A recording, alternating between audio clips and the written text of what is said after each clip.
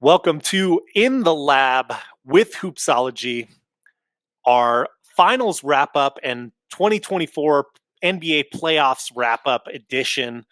My name is Matt Thomas. I'm your host, joined by my best friend and co-host, as always, Justin Goodrum. Justin, how you doing, man? Doing pretty well. We're in the kind of the slow part of summer now that the finals are over, but still lots of basketball. Got the draft, got the WNBA All Star Game, the Olympics, Summer League. So still a lot to talk about. Yeah, absolutely. The league may be done playing games for the 23-24 season, but like you mentioned, the WNBA has been picking up and heating up as we've been talking about on this show. And we've got that draft coming up really just around the hmm corner very, very soon.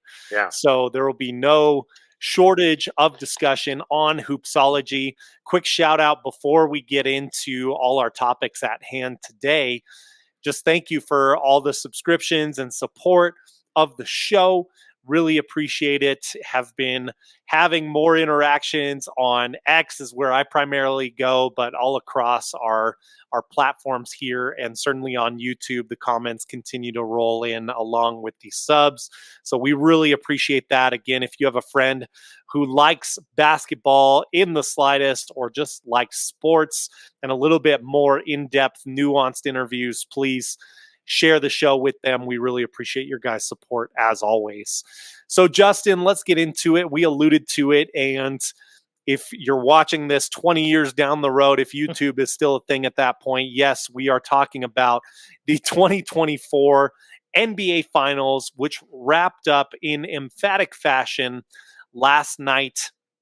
I have very mixed feelings about the finals and the playoffs in general that I kind of wanted to reserve my thoughts on until this time. So we'll get into that in this show coming up in this episode. We'll also talk about the Mavs and what the heck happened there. But first and foremost, I think it's only fair to pat the Celtics on the back and give them a heartfelt congratulations. Congratulations to the Celtics franchise, to the city of Boston. Well earned title that they won this year. I mean, it was really, although I doubted on it and my predictions went another way, once game one really got rolling, it was almost never in doubt there that the Celtics Yeah. were going to put the exclamation point, put their mark on this series. So there's a lot of kudos to go around, I think. So I want to start out with some of that, Justin, and just quickly mention I think Brad Stevens deserves a huge kudos. Those trades that happened this season were incredible and last offseason as well. I mean, acquiring Porzingis from Washington was huge. Being opportunist and acquiring Drew Holiday as well as part of that three-team trade was mega for this Yeah. Celtics team. They were super loaded. I'm curious to see what next season looks like for this team because I'll just go ahead and say it now with the success of this playoffs. Now, Jason Tatum is also eligible for his 5-year, $315 million extension, which you would assume the Celtics will execute and Tatum will sign, making him now the highest paid NBA player in history over Jaylen Brown, who was that last season when he got his extension. So you've got Tatum and Brown locked up, but you wonder what this team looks like in the future. The other thing that I want to say, of course, is kudos to the players who did an incredible job. Really, we'll talk about the challenges that they faced or the lack thereof, but it's nice to see this core that has been to 6 conference finals together and 1 NBA finals together before. Nice to see, especially for Tatum and Brown, silencing their critics and doubters. This whole question of can Tatum and Brown coexist can finally die. The death that is deserved to die for quite some time here. But Justin, I have some more accolades and thoughts to give on this, but give me just kind of your initial reaction to seeing the Celtics win the title and your thoughts on their season. Yeah. Not much thoughts. I echo your sentiments. Props to Mazzulla. I believe he's the youngest coach to win the championship or one of the youngest coaches ever. I didn't realize he's younger than us. I think he's 35, That's which right. I He think that's is. the trip. He's a young cat. Um, Yep. yeah, that's crazy. So that's number one. Tatum and Brown, I think that's great for them. I was on the Kings of Sport podcast last night, actually doing a live stream of the game, or wherever you hear this live stream of Game Five. So shout out to Nate, Two Way Ray, and Chris. And they're asking me what the future of this team is, and I told them I do have some reservations of Tatum and Brown of them being together long term. In Really? this age of the NBA, you know how egos go, man. You know how I just think it was the '90s. I think they'd be together, but I just think in this day and age, you know how it goes. It's just like, what if they win? I mean, I don't even know. I don't think it does matter how many titles they win. I just think in this day and age, it's kind of like, can you do it on your own somewhere else? I hope that's not the case. I'm old school. I think you're old school too. If I had my way, they Right. stay there forever as a duo. They be Stockton and Malone. They go into the Hall of Fame together.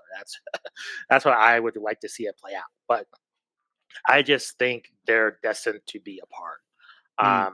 Just due to just in this age of the NBA. But anyways, No, you're congrats to right. them. That's the nature of the league Yeah, right now. So unfortunately, I they hate would this be the beat. outlier if they stay together. Yeah, Point well taken. yeah. And one more thing, congrats to Brazingis. Just when he was first drafted, just the bad rap he got from Stephen A. Smith, just that whole debacle, him going through all the injuries, like you Booed by the mentioned that. Knicks fans But when he yeah, was booed by the drafted. Knicks. Yeah, just it didn't go so well in Dallas, and just for him for to have that redemption story, despite him still suffering injuries. But I think that game one was enough to kind of, I don't know. This is going to sound kind of weird, but I think for a lot of fans, that kind of earned him the ring just in that game one performance. Yeah, That's kind of set the ridiculous tone. to say, but that's really, you're right. It set the tone. So congrats to him. Congrats to the rest of the team. Yeah, not too much to say. I think I'll say this one more thing. They're asking me like Celtics, can anybody challenge them within the Eastern Conference? I don't think the gap is that much between them and Milwaukee, Philadelphia, or even the Miami Heat, depending on what they do.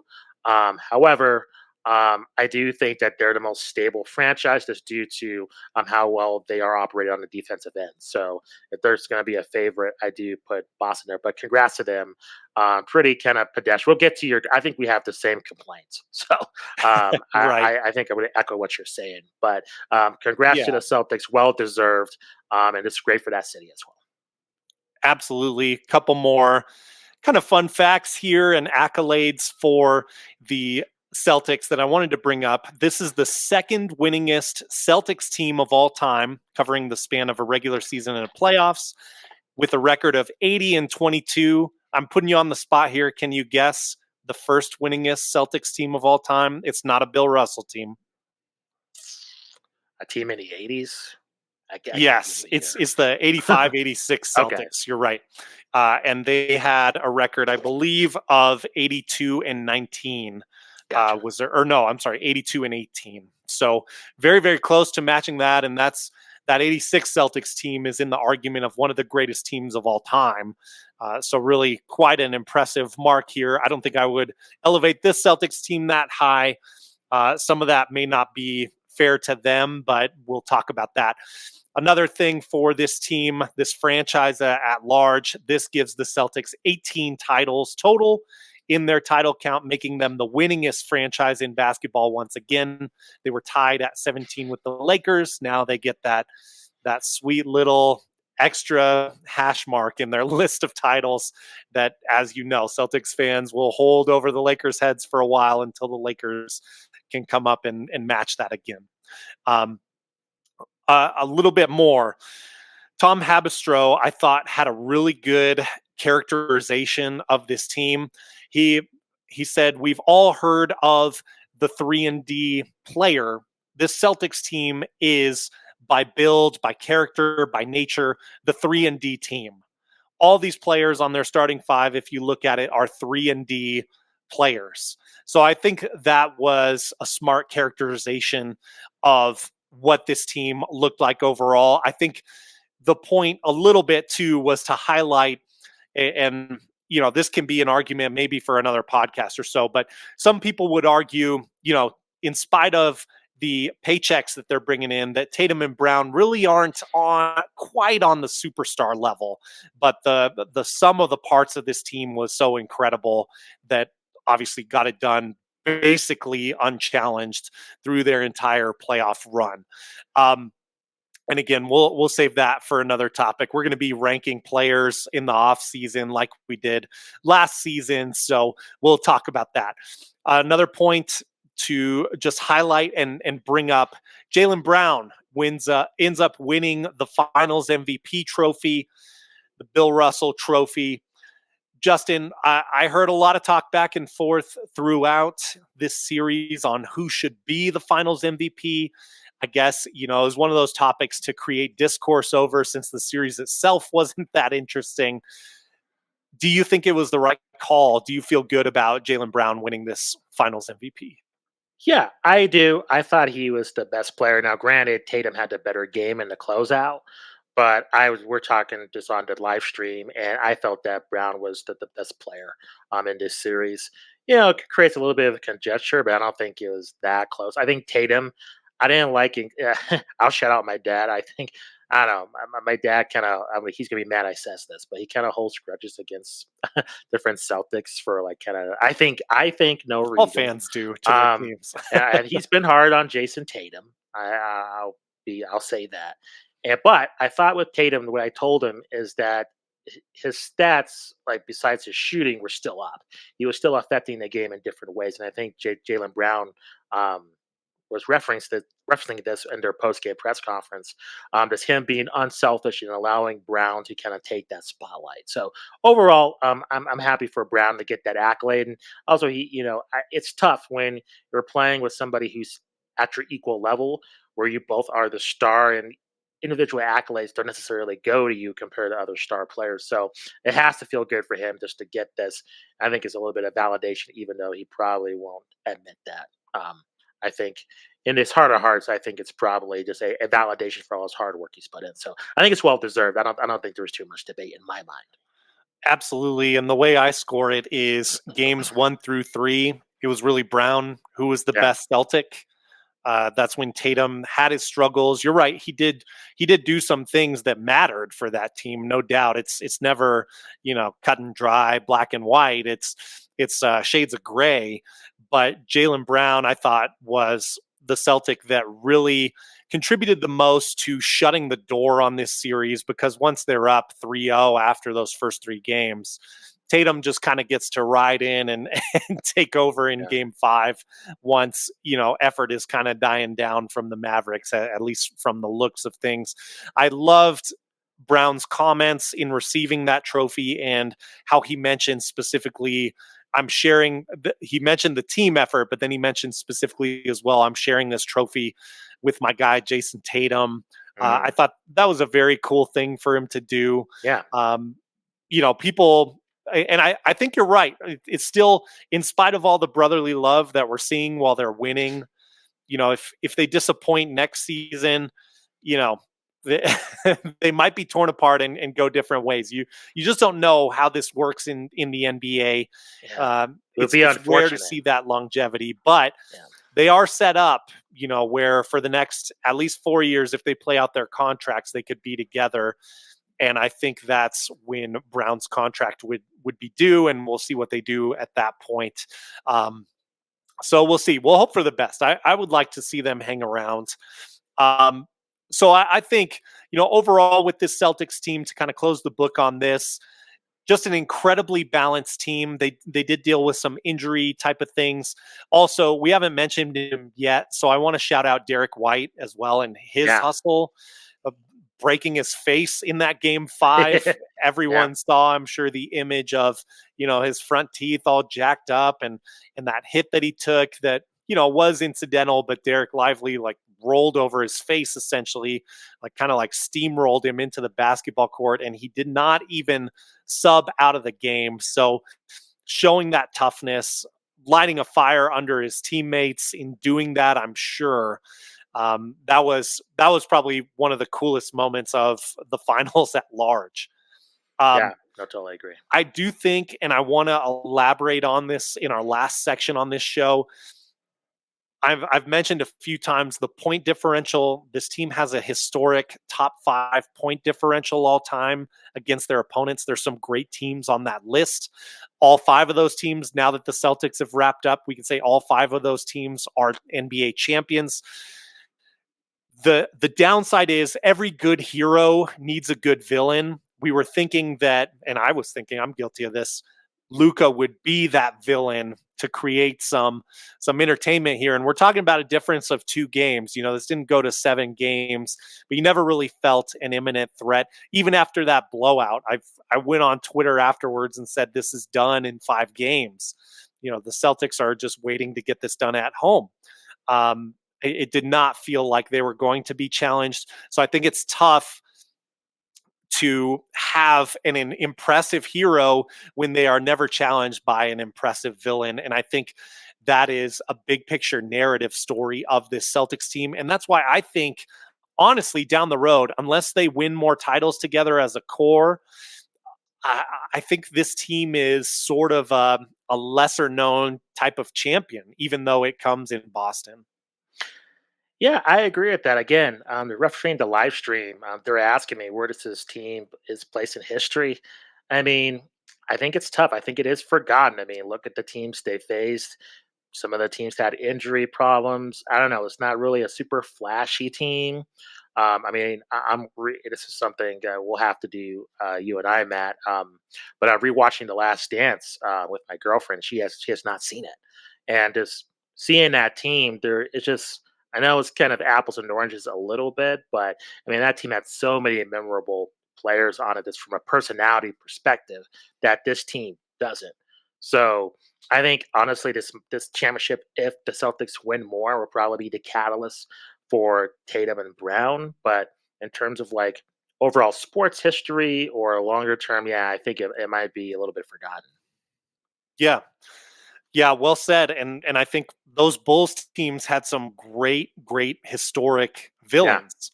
Um, that challenged them and pushed them to the brink at times. Jordan was good so point. dominant, he didn't even ever go to a game 7.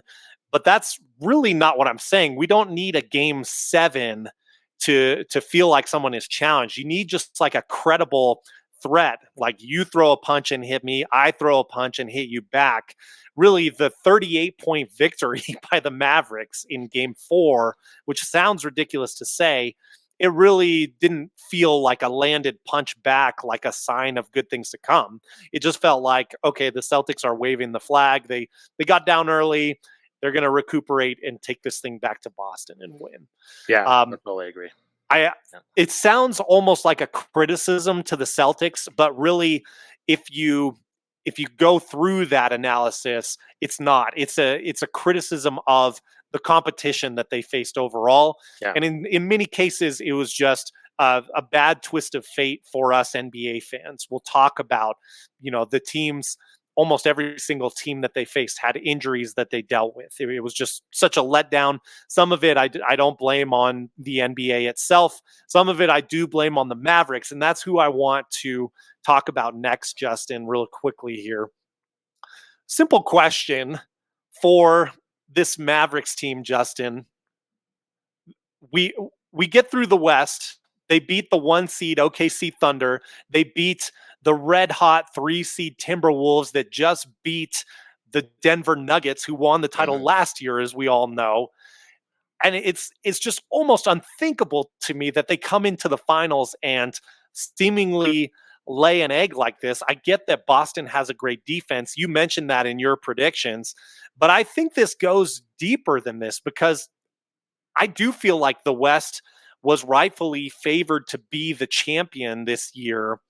And the Celtics were right up there with them. It was flipping between Denver and Boston all season. But I do think the West was more of a threat overall if you had to pick to win the title than the East, comparatively speaking. So to get through all that and then lay an egg, Justin, I have to ask, what did you see? What happened to the Mavericks? Yeah, it's unfortunate. I think a little bit of inexperience. Yeah. I think this was Luca's first finals, and just the pressure is different. And as I was saying, last night, for a lot of great players, typically losing, as Tatum and Brown have went through, that can be a motivating factor and a catalyst. I mean, even Jordan has lost. It wasn't like he won the title his first year in the league. So every team, every superstars goes through their struggles. I am, like you're saying, surprised they went through. I'm surprised it was this lopsided. But if you take a look at the matchup, I mean, the way that they dominated Minnesota, I mean, Dan Patrick said it best. I mean, who's really their? I mean, you take a look at their depth. Boston has like way better players in terms of kind of those supplementals roles, right?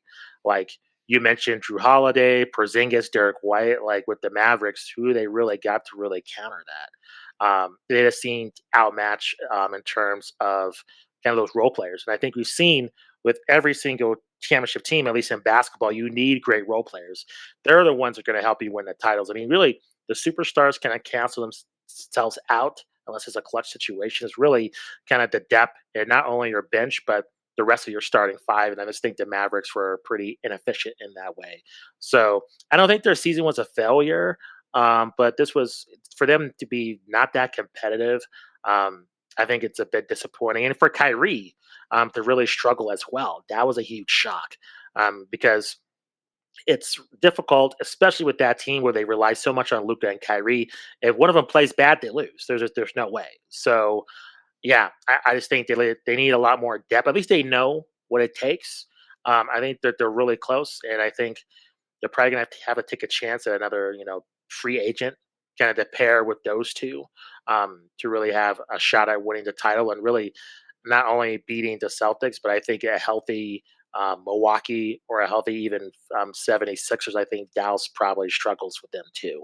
So yeah, I think Kyrie, not performing as best in the finals and then had them with the lack of depth. That's a bit of cause for concern despite the run they had. Yeah, well said. I think too, if you look at both of these teams offensively speaking, the Celtics were able to play chess and Mhm. have many different contributors, and a lot of that, we called Tom Habistro called them the 3 and D team. Everyone on that team can hit from range. That opens things up. So even if your stars aren't going off like Tatum wasn't for most of the series, you still have people piling in and contributing. The Mavericks didn't have that. So it's kind of like they're playing checkers on offense and the Celtics are playing chess.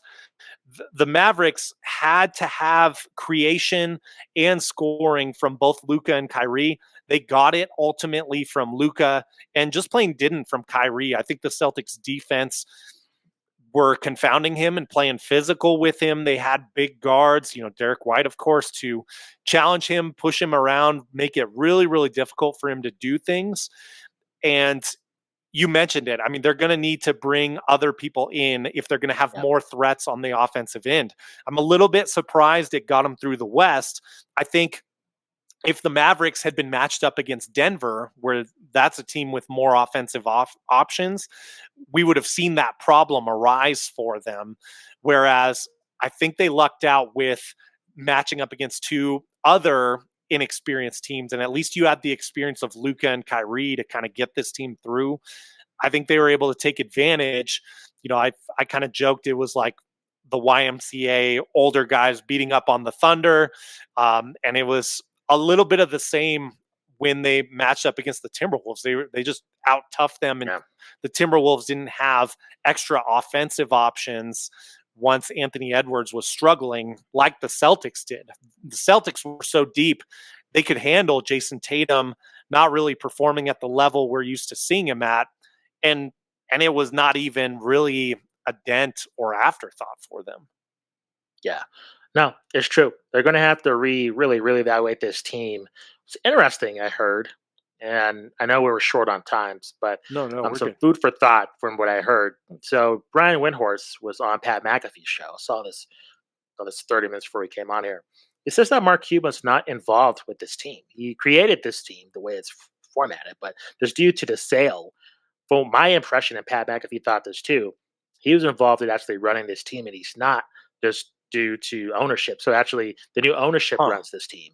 So I find that very fascinating in terms of the future of this squad. Is actually who's putting this roster together and who's having the vision of the Mavericks long term. Um, as we know that they switched ownership.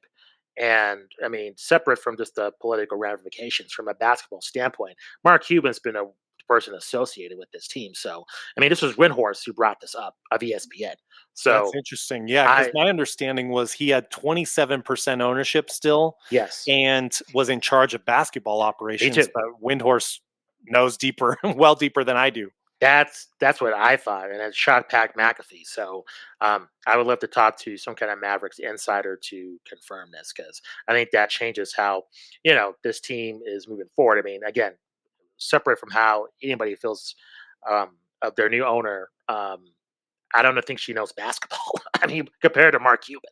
So I Mm. just, in terms of formatting this roster, I'm just wondering from a basketball standpoint how the Mavericks go from here. So just Yeah, thought you never know. It could be a yeah, good thing. He's been at the helm there for just sure. so long. Yeah, sure. Um, but he's also had success in fairness. Yeah. So yeah, that'll be something I'm curious to watch. I have to ask you this question, Justin, before we move on to the players overall. When players lose on the biggest stage like this, it is a big deal, and especially when it it's getting dominated the way that the Mavericks were. And I don't care who you are. I don't care if you're Jordan. I don't care if you're LeBron and two of your teammates are injured, which is a scenario we've seen before. It still counts as a loss in the finals overall. Luka put up numbers. However, there were a lot of bad highlights there too, and stats about like how many blow-bys Luka let happen over the course of the finals, even just like the first two games. Um, is your opinion of Luka and his legacy impacted as a result of these finals? Granted, he's 25. He's got more years ahead of him in his young NBA career. But is there any change of opinion that you have of him based on this finals? I don't think so. I know people were killing him on ESPN. I know we brought up Windhorse a couple of minutes ago. I don't know if you saw that rant. He just destroyed him. I think Right. it was game 3, I After game believe. 3 when Luka Yeah, fouled out. That's yeah. right.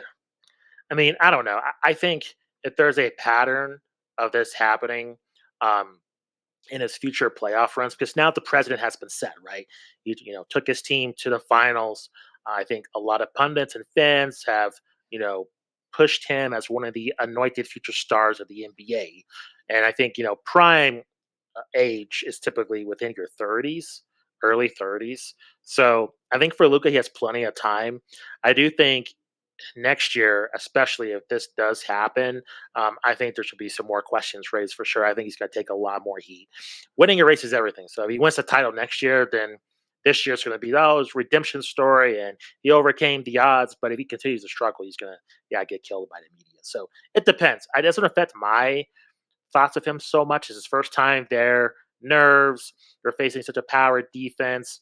I'm not really having any negative opinions about his game short term. But if this is like a pattern of behavior, or if let's say the Mavericks go to the finals 3 times, and this happens every time, yeah, this is a huge stain on his legacy. But for now, I think it's too early to say. Yeah, I would echo Windhorse's sentiments Sure. after game 3. I think it was ridiculous. I think in some ways he may have very well cost his team that game, which then, kind of dooms you to losing the finals at that point, at least historically speaking. We still have never seen a team come back from 3 games to 0. And Luca was a big part of that. I mean, there were some ticky tack fouls that he chose to take a risk on. He didn't lend himself the opportunity to stay in that game. He didn't give himself a little bit of wiggle room because if you have 5 fouls, the Celtics are bringing it at you. They want you to foul out, no doubt. If I were coaching the Celtics, I would be doing that. You're driving it into Luka every single time until we get him his 6th foul.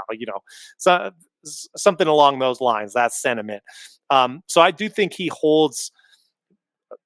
deserves some criticism for how this finals went down. Overall, legacy wise, I'm with you. I'm a little bit lighter on that.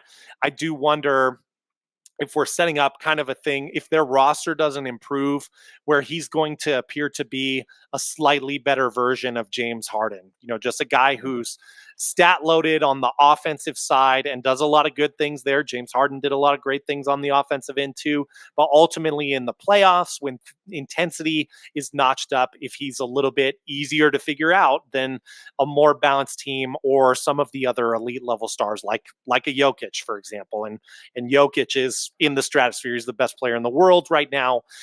So, that's a tough comparison to live up to. And Jokic is also kind of right in the middle of his prime, whereas Luka is starting to approach that.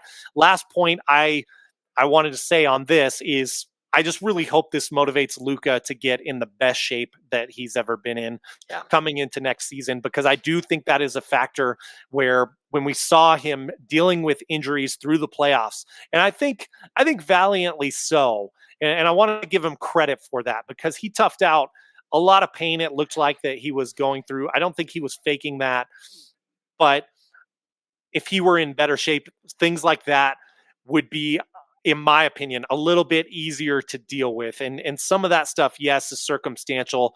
If there truly was like structural damage or things like that going on, then yeah, that's a little bit different. But if you're in a little bit better shape, it's also easier to recover from stuff too. Well, the big question is he going to play in the Olympics? I mean, if that's the case, how better of a shape could he really get in? You know what I mean? Like his body has to heal, and then his training camp and the season starts all over again. Yeah, So that's where, with a lot of guys, that's especially if they don't have deep playoff runs, they're in the gym, they can kind of change their bodies. I don't know if Luca has that luxury. I think, and I correct me if I'm wrong, I think he played overseas last season too, I so he believe was so. playing. So I mean, that's good from a so there's negatives and positives there, but I think what you're saying is for him just to sharpen his game and just for him just to heal. And So condition. okay, Yeah, yeah, that's condition true after too. he heals. Yep. Agreed. Yeah, so I do question if that's going to happen. Yeah, that's a great point that you bring up. Let's talk about our 2024 playoffs in review. Looking in the rear view mirror now, we're not Jimmy Butler. We do have a rear view mirror in our cars here and on our podcast right now. We're gonna review this. Uh, Justin, I'll say overall, just to kind of sum things up, I think the playoffs were in large part. We did have shining moments, but the as a product, as a TV product and a sports entertainment product, overall seemed like a tough, uncompelling watch, other than four series that I can think of. Okay, we had Dallas versus OKC. I thought was pretty compelling and interesting. Young, young team, up and coming. We got kind of a glimpse into the future of the West, what the West may be. I thought Timberwolves taking down the Nuggets, again, kind of like this rise of Anthony Edwards, some excitement around there, some excitement in a basketball franchise that has not had postseason excitement for the vast majority. I mean, since KG went to the Western Finals there. That's two.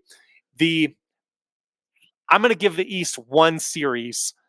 You could argue that maybe because of injuries that went down, that maybe this wasn't something that I should count, but I'm going to try to be optimistic. The Knicks versus the Pacers. I thought that did go 7 games. There was a little bit of a downer there, though, with injuries being such a huge part of the narrative. Um, and then I'm already blanking on the last compelling series that I had in mind. I believe it was one of the first round ones. It's Cavs Magic. Yeah, I guess Cavs Magic, which you could argue. I mean, I thought it was a compelling series. Yeah. Very, very few people cared about that series, if we're being honest. So I'm being gracious and saying two compelling series in the East, two compelling series in the West. And that's out of 15 possible series that you could have played. As I mentioned before, injuries were a huge part of the narrative throughout the playoffs. Unfortunately, a lot of that, there's nothing you can do about it. I did see that the TV ratings suffered in the NBA Finals. It's the lowest game four we've had since the bubble season and that weirdness. Justin, I know we kind of see eye to eye on this, but what were some other things that frustrated you about the playoffs and just your thoughts on the playoffs overall? Yeah, I've been on record. The constant blowouts that sucked, especially Yeah, in Game 7 situations. That was a bummer. like you said, I really like the youth movement, what's happening with the NBA. So, like with the Magic, with Bankero, just with the taking a look at the Timberwolves, like you mentioned, with Anthony Edwards, Zion, when he was active, getting a little bit of run there. Of course, the Thunder. So it's kind of cool just to see kind of the new school of the NBA really rise. So that was awesome. From a television ratings perspective, you mentioned Game Four. Game Five was a different story. Game Five averaged about 12 million viewers, Peach with 13 million viewers. Um, According to ESPN, the viewership record for the largest share of audience was coveted between 18 and 34 was the highest ever. An NBA countdown, it was the most watched in 5 years. Hmm. So I think it speaks to big market teams with big stars. Kyrie's a star, Luka's a star, Tatum and Brown. And I think it kind of negated how bad, from a competitive standpoint, the finals were compared to if they went seven, you had the Timberwolves and Pacers. I think you have way worse ratings. That's just the way it is. I think Hmm. we would have loved it, but I just think from a television standpoint, they're two small market teams. Anthony Edwards is rising, but I don't think is a bigger star yet compared to I mentioned before. So yeah, I think overall this playoffs was a bummer. I was looking to see a little bit more of a competitive edge. I want to ask you, as much as I like the physical play, is that a factor as to why we saw so many blowouts? Because it wasn't like we saw like 10-point blowouts or 15-point blowouts. I mean, these were like 20, 30-point blowouts, games that were over, in the third quarter, really non-competitive games here when it's supposed to be, the highest echelon of talent. And I hate to say this, but I mean, if you take a look at the All Star game, not that competitive. I want to sound like an old man here, but do you think like the All Star game was more indicative of this era of the NBA? I mean, kind of the evidence proves that it wasn't super competitive. Yeah. And even I mean, the series went back and forth, but I just feel like there was a lot of just conceding the game. I mean, I don't know. What do you think? Because I think that is a massive concern when you have a bunch of games. I understand the injuries, but just from a competitive standpoint, when a team's up by 30 in the playoffs, I mean, that's just I don't see that happening in the 90s unless there's a historian that can correct me. So, do you think that's a bigger concern overall in terms of the future of the league? Yeah, I think in large part, this is a numbers game in the 3-point era. This Sure. this is a result of that. I would say primarily. I think to your point, it seems like the teams have a lot of quit in them. When you see a team in the Celtics that, again, congrats on your title, but when they're willing to just like Yeah. lay down Yeah, it's in crazy. game 4 of a Yeah. finals, it is less competitive. And that's my larger point. I Justin, honestly, you and I have talked about it so much. I'm at the point where I could care less what the TV ratings are because we know like media rights deals are going to be more lucrative than they've ever been. There's other ways people are consuming this, and that's been well proven. I got Correct. called an idiot on Twitter for pointing this out What? the other day. I don't know if you What? saw that. I can show What? you later. No. Feelings. The problem is that in this day and age, and I learned this because I bring up pro wrestling all the time. Back in 2019, the WWE was a horrible product. Long story short, they get a huge TV deal, and everybody was shocked. Why are they getting this much money? The thing is, what's going on is that your TV audience is dwindling because compared to when we were kids, what was there to do? I guess play video games, but mostly it's television watching, gets read books, go outside. But now you have social media, you have so many streaming services, let alone going outside seeing a movie. There's so much more things for everybody's attention. So your audience is smaller. And so the competition to get any eyeballs at all, these companies are really desperate. And so that's why they're willing to pay more for these media rights. So I think you're right because with TV ratings, because people get in all the time, especially in wrestling, in tribalism, who has the better ratings, and this gets into this big, just horror show on social media. But the bottom line is a league in terms of how valuable they are for the television rights is how much is what these networks are willing to pay for it. And so if they're Oh, for willing to sure. dump huge money in this, and that's how much it's worth. And if they're not, then unfortunately they're kind of screwed. So I think in large part you're right. I still do think it's a good metrics to see compared to year over year. But I just think overall, your TV audience is just dwindling, and I think live sports does matter. I think compared to your Game of Thrones or your typical sitcom or drama, sports still is fairly relevant, and it really is For on the sure. rise of not only your major sports but also college sports, sports that are normally in the '90s people wouldn't necessarily care about.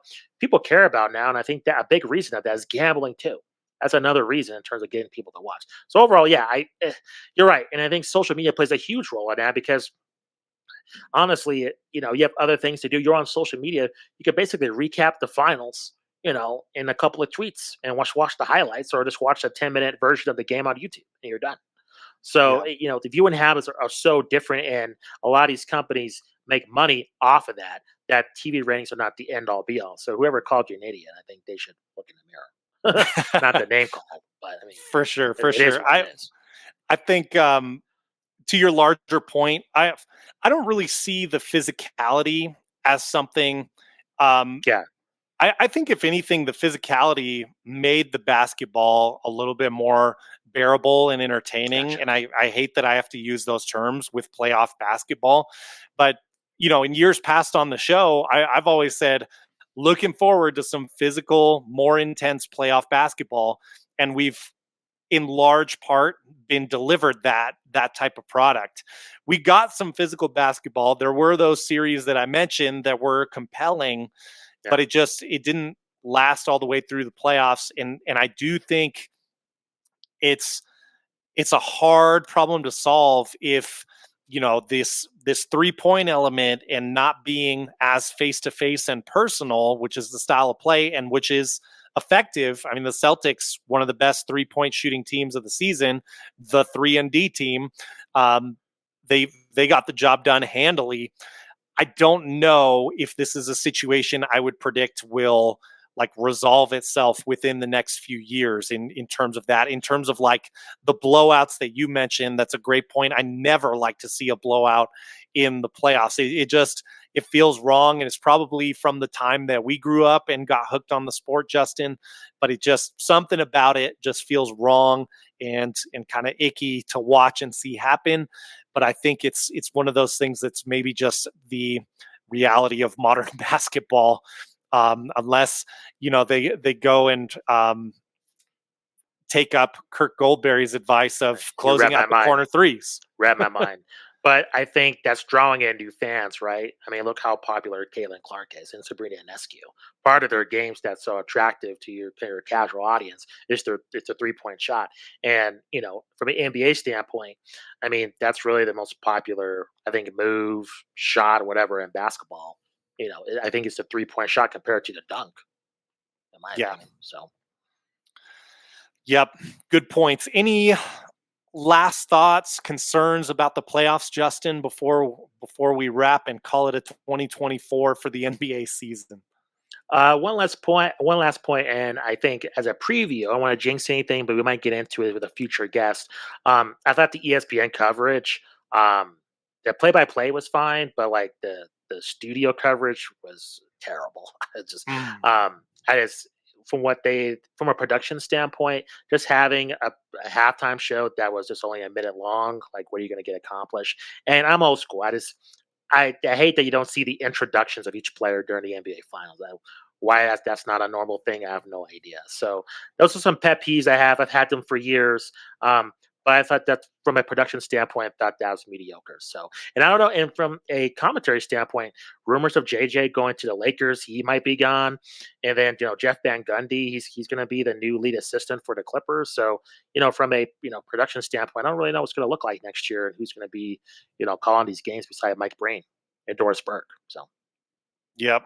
And shout out to Jeff Van Gundy for getting a ring as a yeah, special that's right. consultant to the Yeah, Celtics, that's right. Yeah, good for which him.